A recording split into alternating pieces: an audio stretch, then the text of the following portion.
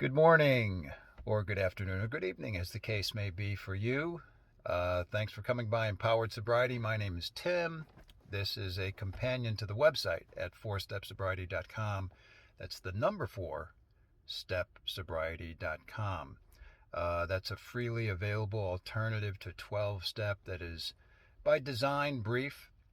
It's supposed to just give you a way to develop a quick structure from which you will build your new life in sobriety without a lot of additional rhetoric or dogma or any of that stuff. So check that out whenever you'd like, print it out, use it however you'd like. Today I wanted to talk just briefly, and this time I mean it, really briefly. You do you.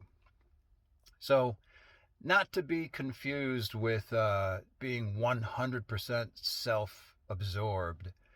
I think part of what you should be doing is look for causes to contribute to, kind of list those out, and find something that resonates with you, whether it's basket weaving or whatever it is. Something. For me, it was the homeless coalition in Chicago, which I had never had any exposure to at all.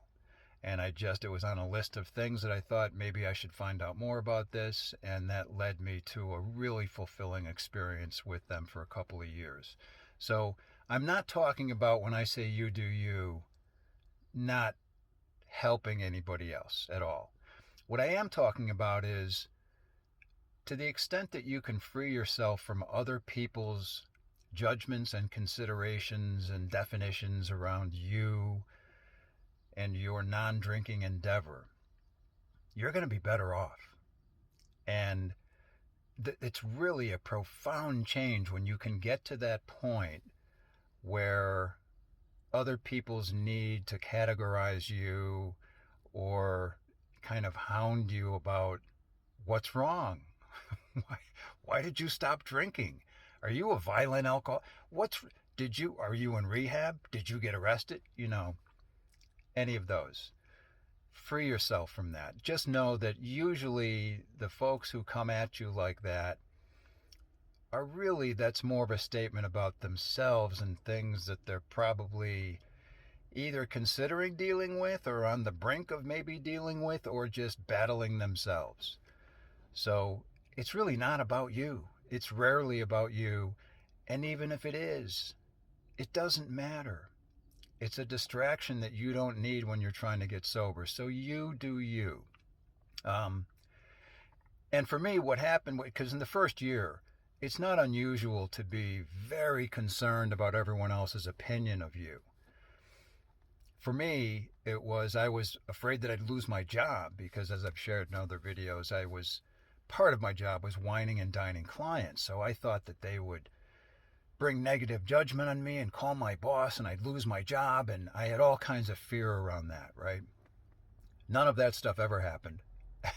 Everything was fine.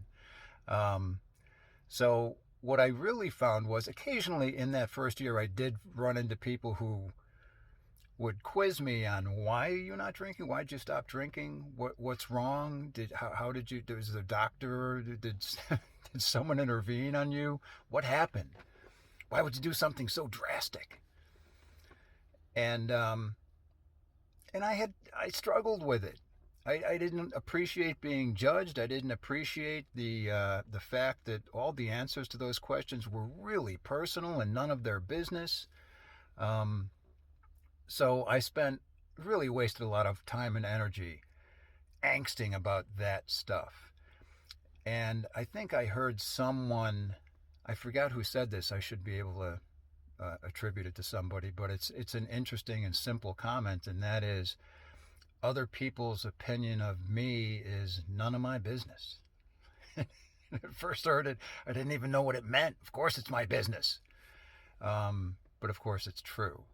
And once I was truly free of other people's judgments on me, the judgments stopped happening. Literally in the last 5 years, I've had one gentleman who I like. I was out with the woman that I was dating at the time, meeting a new couple. And this is a nice guy, big time drinker, 50s, pounding his beer. And about halfway through the couple hours we were in the bar together, he noticed I wasn't drinking. He didn't even notice it initially. And when he did notice it, he was confounded. Why are you not drinking? And kind of grilled me about it. And I just said I just stopped quite a while ago and it works for me. And he kept asking, and I kept giving him the simple variations of that answer. And eventually he got off of it, and that was his need to kind of go down that rabbit hole. Was really about him, right? So after we left, my date said, like, wow, that guy was rude. And I said, what do you mean? Well, he kept asking you about your drinking and whether you had a problem and whether you were an angry drunk and all these questions. I was like, I didn't really hear most of them, and none of that really matters. Well, that's just rude. He shouldn't do that. And I just thought it was funny. It reminded me that in the first year, I would have had that same really strong how rude, you know. And once you abandon that, once you realize other people's opinion of your drinking and their need to label you and define you and figure out what your problem is, that has nothing to do with your sobriety. And don't worry about it. And once you stop worrying about that, you will notice that very few people, you'll run into that very rarely. So it's while you're hyper aware of that, where you tend to attract people who are going to be judgmental about your drinking. So just you do you. Just concentrate on designing and implementing the strategies and tactics for your new sober life, and you'll be so much better off. Do that as quickly as you can. Hey, have a great day. Thanks.